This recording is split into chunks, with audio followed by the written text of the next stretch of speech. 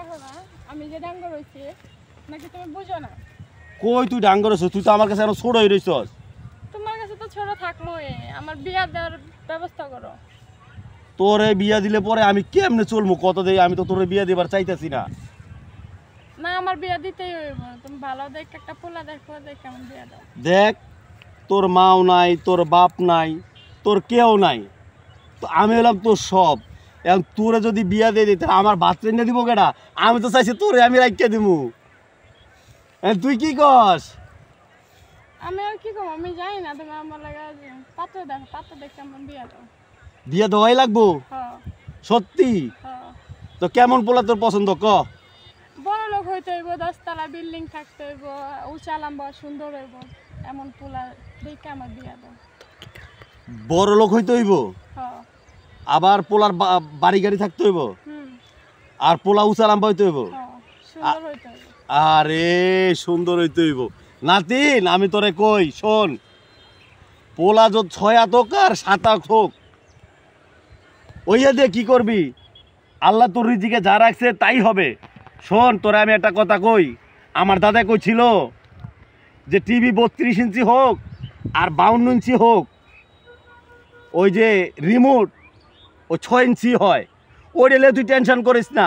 আচ্ছা ঠিক আছে, তো আমার নাতিনে যে তো আসলেই বিয়া দিতে হইব, তো একটা কাজ করি, ঠিক আছে আমি পোলা দেখমু। তাহলে দেখো। আচ্ছা পোলা আমি দেখমু, তুই টেনশন করার দরকার নাই। তুই ঠিক মতো পড়াশোনা কর, তুই পড়াশোনা ঠিক মতো কর, আমি তোর জন্য পোলা দেখমু নি। আর আমি যে পোলা দেখমু, যার সাথে বিয়া দিমু, তার সাথে তোর কিন্তু মাইনাসি দেখাইতে হইব। আমার কথা বুঝছস? বুঝছি। আমি যার সাথে বিয়ে দেবো তার সাথে মাইনাসি না তোর খাওয়া লাগবো। কিন্তু তুই কবি পরে কবি পছন্দ হইব না। আমি জাতের, ওই যে একটা কথা আছে না, জাতের মাইয়া কালো ভালো, নদীর ভালি ঘোড়া ভালো।